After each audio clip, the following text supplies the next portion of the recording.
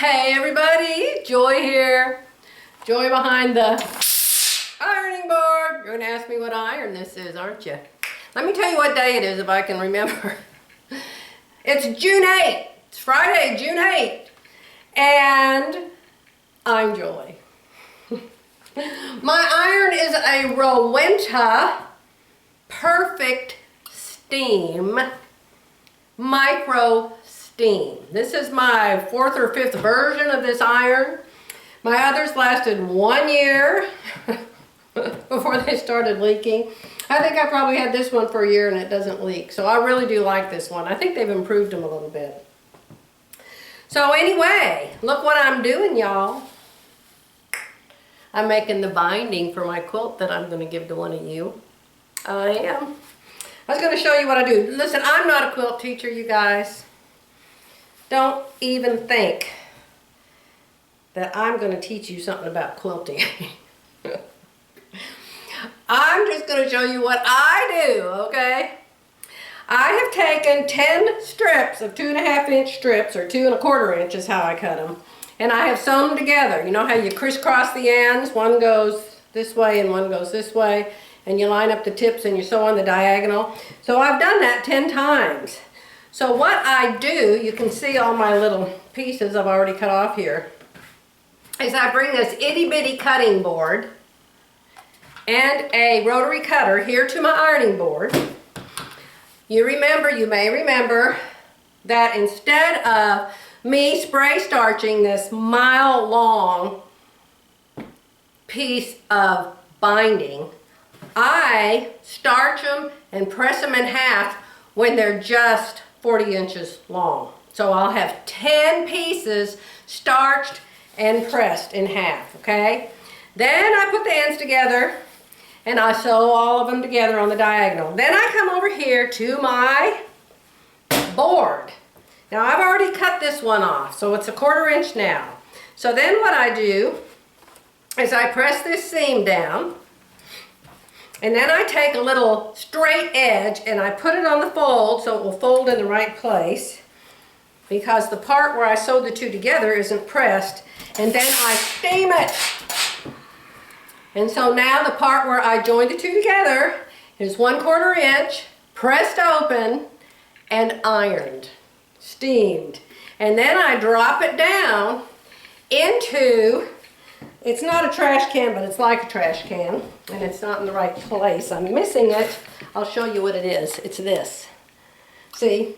So I put that on the floor, and so then as I drop it over the side, it all goes into that container, okay? So here I am. I'm coming to the next join, and you can see, here it is where I joined these two. So I put this on my little tiny cutter, and I get my 1/4 inch ruler that has a little bump on it, and you line the bumpy part up to your seam, and it catches it, and then you have the 1/4 inch edge, and you cut your points off. See? Okay?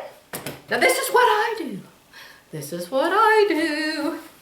I don't know if anybody else in the whole world does this. But I thought I would tell you guys what I was doing since I'm doing it. But I wanted to tell you about the internet. Problems galore.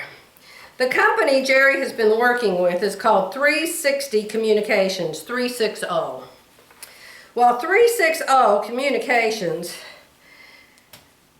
is just the most horrible company to try to get in touch with.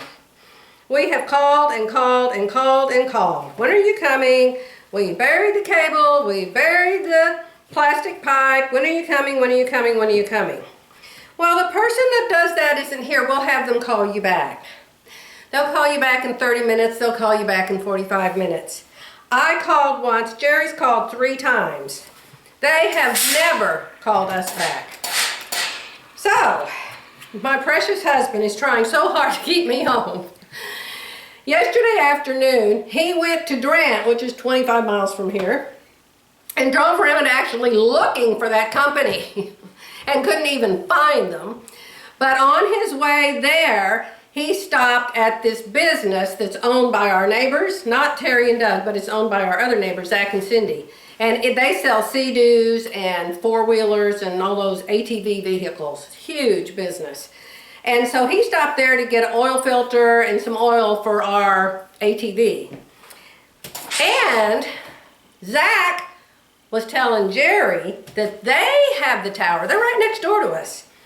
They have the tower, and they have a different internet company. He told Jerry that he had to get the tower put in himself because, you know, it's like you've got to have the house to put the thing on or the pole to put the thing on, something. You know, it's not their job to build what they're going to put their satellite dish on or their radio dish, whatever you call it. So he told Jerry that he got his on eBay. And then he paid somebody to come put it in, and I think he paid over $2,500. So we thought, well, okay, and then they're using a different company. I don't remember what they're called. My memory, dear God, he just told me a while ago. Anyway, it's a different company, and they're very nice, and they actually answered the phone. So we've dumped 360, and we're on the next company. But the next company says, call us when you have the tower up. So Jerry is building, we have a big barn out there, big blue and white barn. You guys have probably seen it before. And Jerry and I used to own a boat storage, an RV and boat storage, about 10 miles from here. And we sold it. When we sold our business, we sold that. So we've always had free storage buildings. Well, now we're paying $120 a month for what used to be free for us. Not free anymore. So Jerry's building, I don't know if it's a garage, a shed, or whatever the heck it is. But it's going to be someplace for him to store his trailers and his tractor and all of that stuff that won't fit in his barn. So anyway, the man that's going to build that, his name is Rod French. He built our building years ago in town. So Rod French came this morning, and he brought this guy named Bud with him. Bud is the man that helped work on our house 20 years ago when we built it. He put in the septic tank and did some other stuff.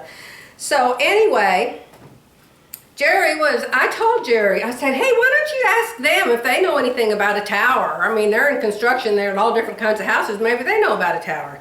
So Jerry actually remembered that I said that last night. And he was out there this morning and he asked him, and it just turns out that Bud Hale has 2 towers in his business work yard. 2 of them, and they're 60 foot tall. And he just happens to install them. So yay, praise the Lord. So we have the ditch dug, we have the PVC pipe in the ditch, and we have a string going through it so they can pull their wire underground through it and under our sidewalk through it.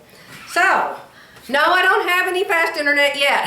I've got to hurry up and stop this video. And this binding that you just saw me make, let me go show you this quilt again. I'm getting ready to give away to you guys. Here it is. There it is, the crazy quilt. The only name I can think of to give it is the Zig Zag Quilt. It's queen size, and it's going to have a pink binding. The pattern that I quilted it with is called Damask. It's very pretty quilt pattern. So, just remember, that's less than 1/2 of it that I've got hanging on the long arm there. It's more than twice that long. So, and then over here in the little bucket is the binding that's going to go on the quilt. I'm going to get that done today, and next week we will give it away. All right? Bye! I'll wave with the basket.